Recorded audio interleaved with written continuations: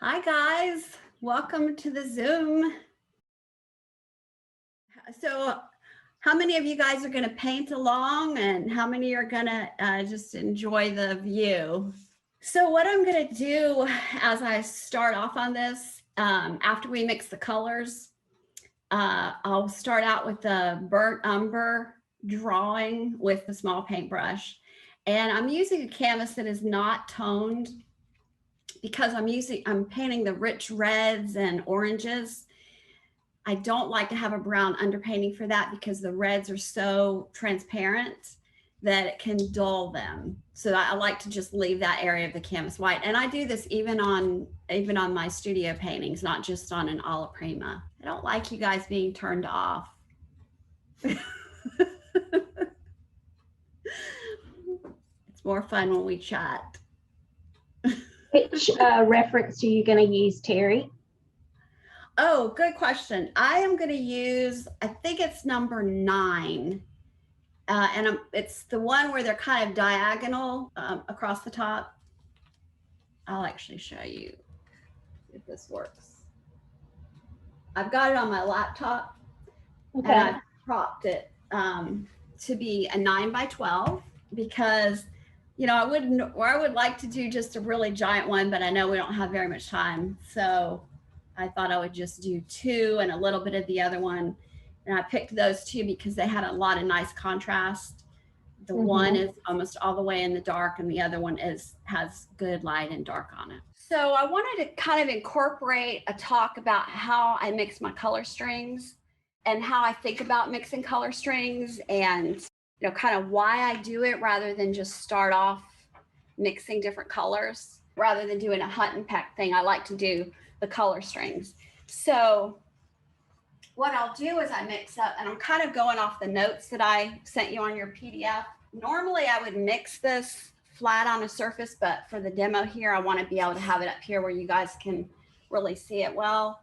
Whenever there's a form, I like to mix up several different colors, you know, a light and a dark and a mid-tone at least. For more complicated forms, I might mix up like 5 colors. Sometimes if there's a temperature shift, I'll mix up a cool string of the same color and a warm string of the same color, you know, so that I have different strings that I can pull from. And then of course I mix in between the strings as needed, and you'll be able to see that as we go along. For these, we mostly I've got like at least 3 colors I need to mix. Okay, so the main colors I see in most of these florals is you've got a background color, you have the greens, and then you have peach or reds that are the main colors. So it's kind of a simple color scheme. Actually, there's not a lot of different color families, but there's definite nuance to the colors. I would probably, you know, start off with something easy like the background color. In some of the pictures, they just look straight black, but it was actually a dark brown cloth. And on my laptop here, I can see that it's really a kind of a dark brown because it's, you know, it's not catching very much light. So how you mix up a color string is you pick the color that's closest to the color you see. So even if I thought it was going to be more black, I might start with the burnt umber just because I would like for it to be kind of a nice warm brownish black even. So, you know, I just pull some of that color. I want to make sure I mix up enough to cover all of the area that I think I'm going to need. And even if on this one, it's all very dark colors, but the color varies because I can see in the lower right-hand corner, it's very dark. So probably I would add a dark blue or permanent matter deep. I'm trying to add more transparent colors as it goes into the dark. And if need be, I could add more opacity, more opaque colors in the, for colors that are closer to the front. So basically I'm starting with what I think my highest chroma, middle tone of this color range that I'm making. So I was just talking about how I need to make some even darker brown. So I'm going to get some ultramarine blue deep. This is 100% transparent. These are all Rembrandt colors. So you see that's going to make it darker. It's a little bit cold, so I might add some permanent matter deep just to warm it up a little bit. So I don't know if the zoom is showing it really well, but you know, I can see that I have a really nice, rich, dark, it's almost like a dark purpley brown, which, you know, compared to the red hot of the flowers is still a little bit cooler, you know. So there still will be a little bit of a temperature shift into the background. Okay, so, and I have there's some area that's a little bit lighter. So if I wanted to lighten that brown up, I might just want to make it maybe a little bit more transparent.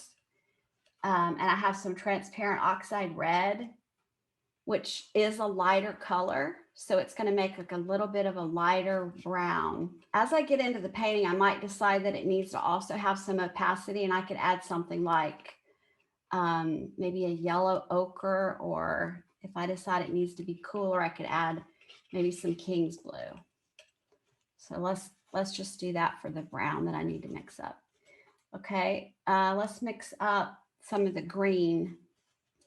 I have a stem that's in the shadow. It's not very, very dark because it's definitely showing up, but it's not like that really super bright green that is on these stems some places where they have a lot, where they're catching a lot of light.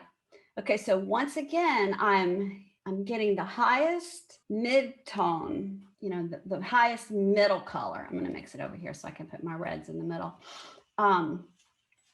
So, you know, I don't start with my chromium oxide green. I would rather start with something like a sap green that's transparent, because I can always make it more opaque. But if I start off with this chromium oxide green and it's going to be opaque, then it's going to be hard to get that transparency back. So basically what you do whenever you're taking one of these colors and you're mixing them to be the colors you're looking for, there's three things you want to adjust. You want to adjust the value, you want to adjust the chroma, and you want to adjust the temperature. I can see this color needs to be a little bit more yellow.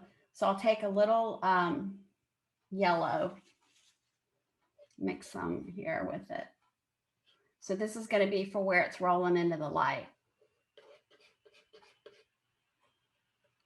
And if that seems a little bit high chroma, this is where I would adjust the chroma to be a little bit more neutral. So I could add the opposite color. So I could add some, a little bit of red, some kind of red. I have a tendency to use the transparent oxide colors. So I could put a little bit of this transparent oxide red in that, and it will be, you know, just neutralize it a little bit. It's just not quite as bright. I might not be mixing up enough of that. And then to adjust this green, I don't really see like a pure sap green on that. I will want to do what's called bracket the hue. And what that is you want to go on either side of the color. So, you know, if I have a sap green, which is kind of just a straight green here, the color I see is more yellow. So I will go to that side. If what I saw was a little bit more blue, I would add colors from this side. And that's what I mean when I say bracket the hue. So this is the hue, which is just the color family. And then you could bracket on either side to choose how you want to adjust it. And you could do that by adding a little bit more of the same color family, or you could add a brown, or you could add a opposite color. So I think this is probably just needs a little bit brown in it. So I'm gonna, because I want it to be a little bit more earthy. Whenever I think it needs to be an earthier color, A lot of times I'll add one of the transparent oxide colors or a burnt umber. See, that's a pretty nice, rich brown green that will look good as the shadows for the stem. I might just mix up 2 colors for that because there's not very much stem showing. So let's get on to mixing some red. All right, so there's 2 flowers in my reference, and one of them is mostly in shadow and the other one is mostly in light, but I would say there's still about 3 colors of peach or pink or orangey reds in there. So I'll probably mix up 2 color strings for those, one for the dark flower and then one for the light flower. Okay, so for the dark flower, it still has kind of an orange undertones to it. So I probably would start with the scarlet. I'll put the dark one over here. And I'm going to take some of that and I'm going to make it darker. And then I'll get some more actually. I probably didn't get enough scarlet red out here because it's a lot in this one. And then this will be more as it rolls into the light. Now, when you're mixing reds, you have to be really careful to not add white very much because it's just gonna look pink. And in the darker flower, you really can't see any pink. So rather than add, you could see a little bit of pink like right on the ends, but where it's just turning into the light, but it still is very red, I probably would just add some cadmium red, just kind of an orangey color. And that would be a good color as the flower rolls into the light. I'm not worried if they look too high chroma at this point because it's a lot easier to just get them toned down after they're up there.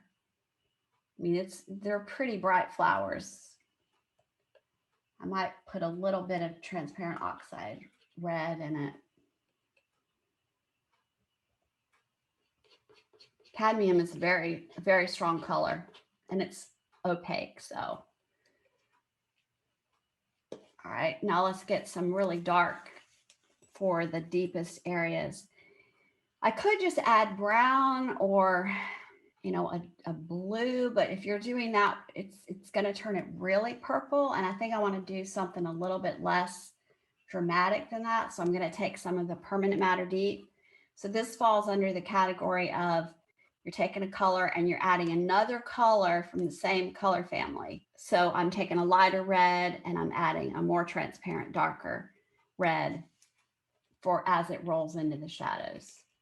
You see, that keeps it from being just straight permanent matter deep, and it's just nice, darker red. If it's not quite dark enough for the super accent colors, I can, either add my brown or I could even take some of the background color. Once I got into painting, I could probably do that.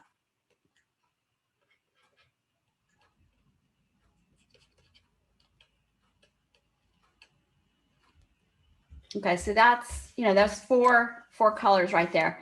I think I'll wait and do the little bit of the lighter,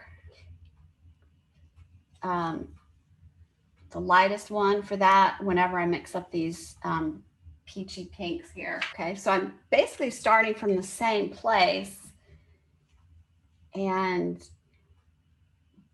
this time I do want it to be a little bit, have some white in it because this flower does have some kind of peachy colors. So I might just take a little bit of scarlet aside and just see what kind of pink that makes. Mix some white with it.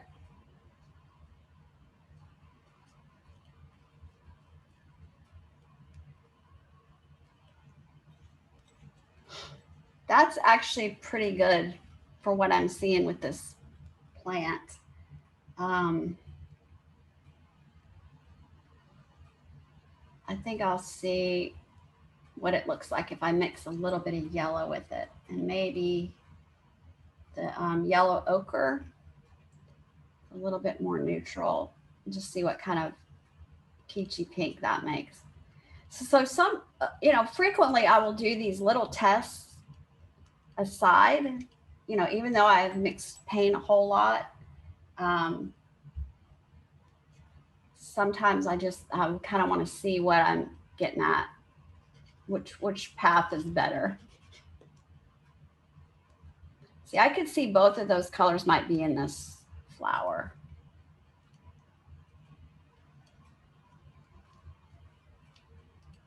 And that could be kind of exciting. Having the play between the different pinks show up. And let me just see like how that compares with the scarlet with a little bit of the cadmium yellow. See, the cadmiums are very high intensity and very opaque. That's also gorgeous.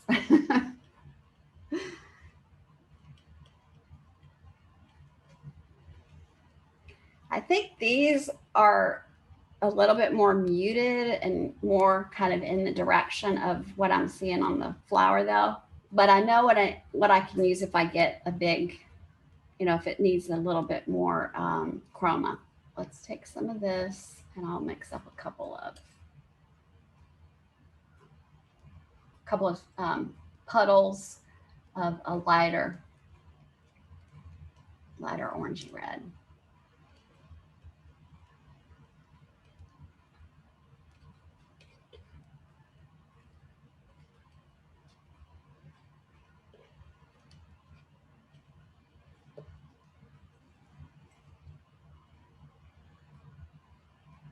I'll mix up one with some of this yellow ochre.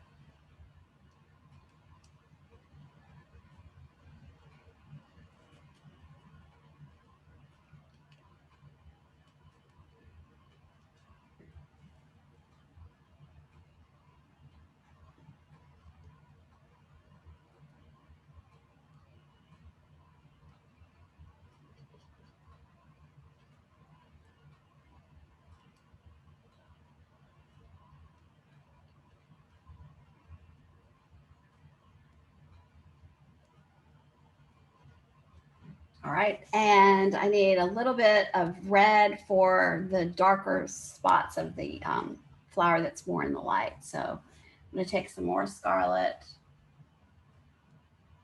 and I'm probably just going to add permanent matter deep. I think I'm underestimating how much paint I was going to use today. You should not be chintzy with your paint at all. Use an irresponsible amount of paint.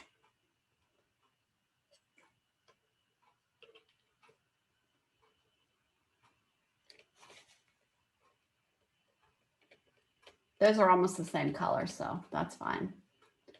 Really just want to do this to show you how I mix up these different strings. All right, so that might be enough to get us started. Okay. So, the basic idea about mixing your color strings, there's 3 things you need to think about. And sometimes you do one step and it takes care of 2 things. But you want to bracket the hue, right? Finding the color that's closest to what you're after. Then you want to reduce the chroma, because I say reduce the chroma because straight out of the tube is as high a chroma as it gets for that pigment. If you need to adjust your chroma up higher, more saturated color, you're going to have to pick a higher saturated color pigment and work from there. And then you want to adjust the value. So, value, that just means lighter or darker. For a painting that is going to have a lot, if it's a big painting, I'm going to mix up a lot more than all of this. A lot more. And I'll even mix up more than just three or 4 color strings. But I know I'm going to be painting in between, so I don't worry about having to mix up every single color that I'm going to see in there. I start from the middle tones and then I work darker and then I go back to the middle tones and I work lighter. And the reason for that is because I wouldn't want to take one of these light colors that has white in it and try to make that color out of it, right? You can see that I am never going to get from that light to that transparent dark if I was to start from here. So that's why I work from the middle toward the light and I work from the middle toward the dark. Actually changing paint, actually changing my paint tubes that I'm using. I am going to start out with just some burnt umber that I might thin down a little bit with my 50/50. And I'm just going to start off. I want to start off with the long lines. I don't want to start individually drawing little petals. I'm trying to look for the whole outer shape, like from, one flower to the top of the other flower, down the side of that flower, up. One thing I want to do as well is I don't want any of my lines to be in this like 1/4 of an inch, because I'm just going to plan that this is going to be a masterpiece that's going to be framed, and you should plan on that too. And so you don't want to end a petal right on that line where a frame is going to overlap it. So I thought of that whenever I was telling you that I was going up to this petal. I want to make sure there's plenty of room between that petal and the line. So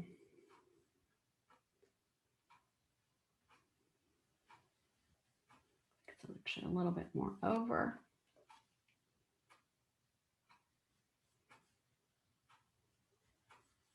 So I'm kind of looking at thirds, thinking about my canvas in thirds or quarters.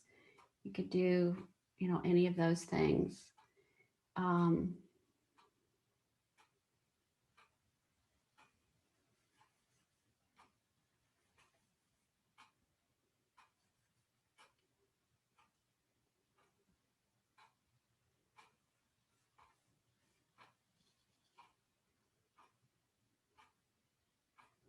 And I judge, like if I see this, the edge of this petal, where is the edge of this petal on the opposite side of the flower? It's not exactly straight under it, it's off to the side.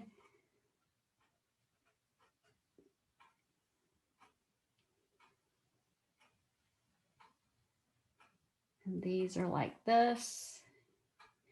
And, this is called a block-in. And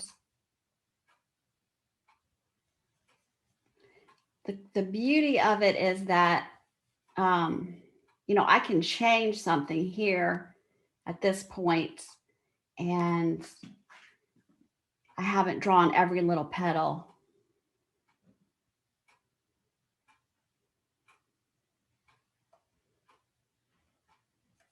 And I'm not out a lot of time. Okay, so as I'm now like starting to see the shape of this flower, I can try to decide if it's shaped right. And I want it to come in a little bit there. See, those are a little bit over.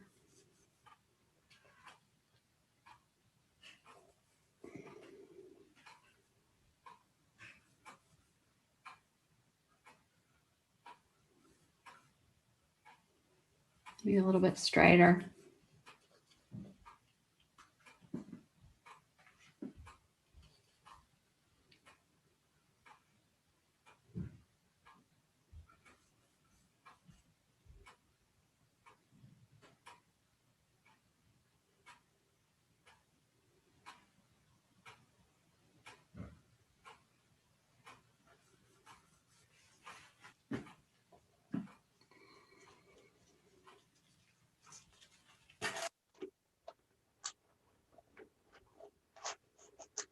You don't have to wipe these off, but if it's something that's kind of confusing you, then you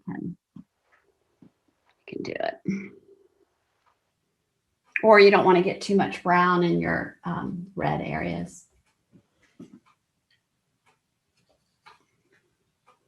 You can, I don't know, I can feel myself settle a little bit.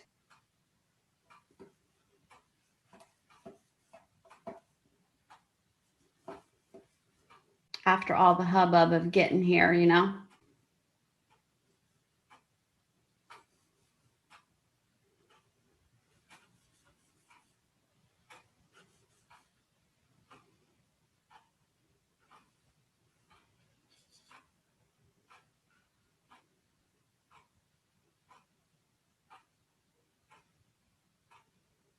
I really like painting Amaryllis or other flowers that have big, simple shapes. Now, those little tedious flowers, I just, oh, they're rough for me. But I like these because they're so architectural, I guess.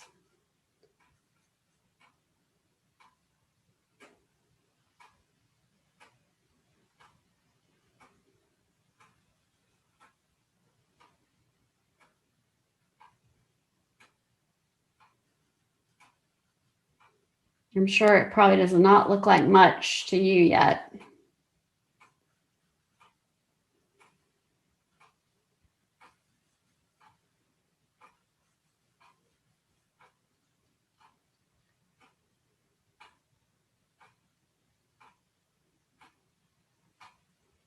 Also with flowers, it can be easy to lose your spot.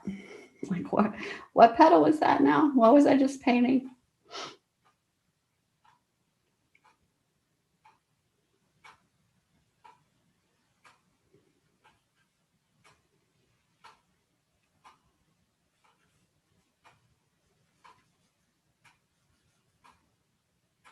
That's getting very close to that edge, so I need to pull this in some.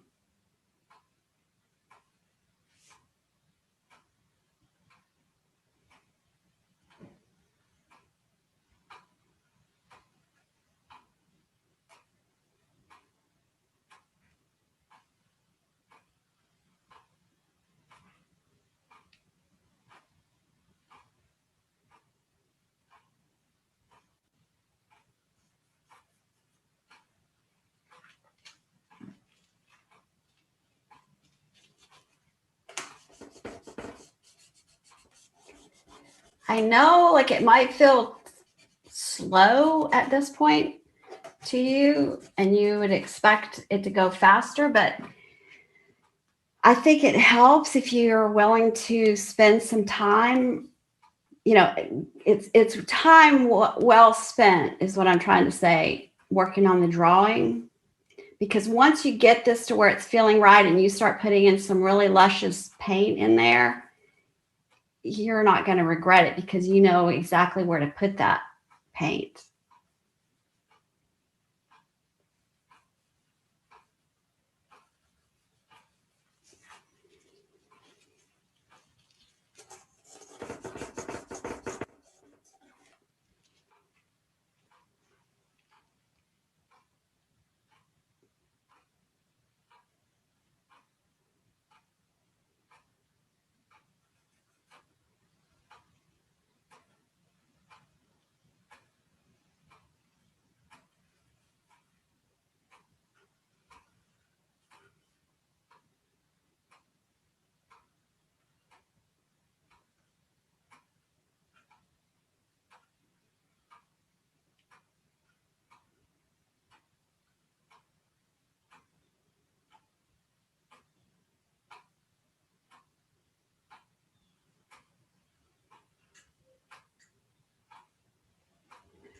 I just caught myself with one of my rules of drawing that I don't know if I've talked to you guys about, but you know, I had this line pretty straight up and down, and I know that it's very rare to actually find something like that that's going to be really just straight up and down.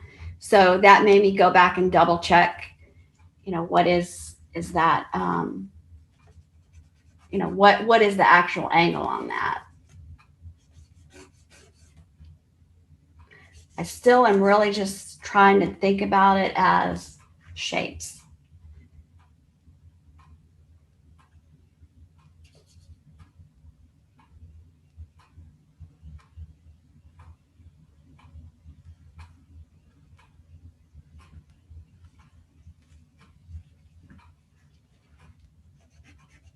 They almost have like a starfish feel to them.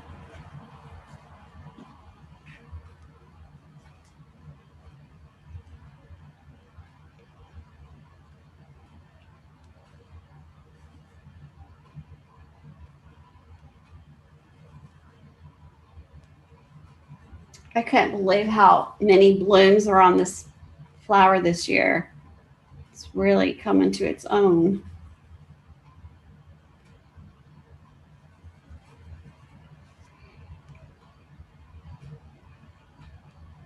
All right, now let's get on to this. Really, this is my main flower that's in the light.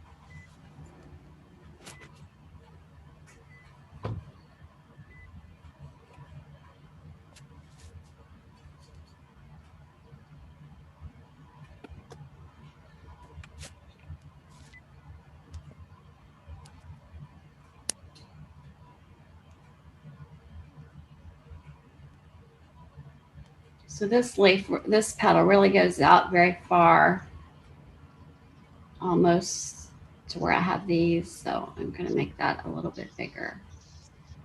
And then this one comes in from here. All right.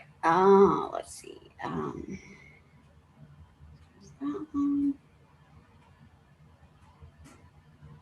One thing I also really love about this particular plant, this particular variety, is how curly these the petals are. They're just wild.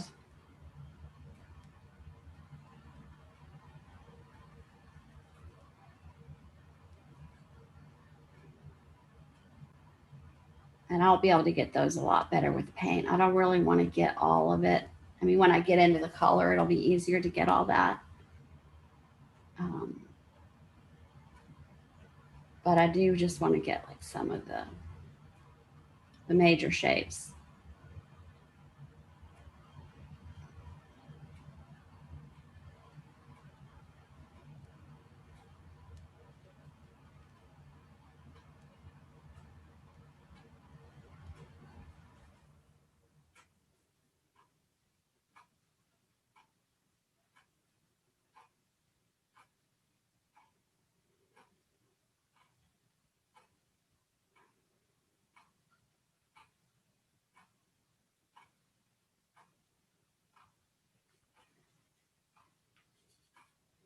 There's another flower over here, but I think I'm just going to ignore that for the moment because we're going to run out of time if we don't.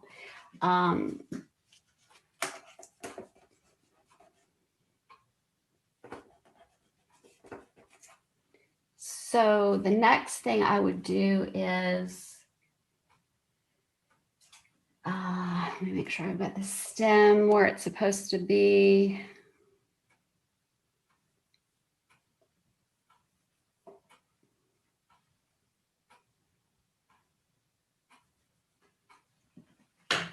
So what I want to do now is I'm just going to start laying in the background. And I'm just going to, exactly like we talked about, you know, where the different colors are. I might thin this out just a little bit with my medium because I want it to, I can definitely see I did not mix up enough of that.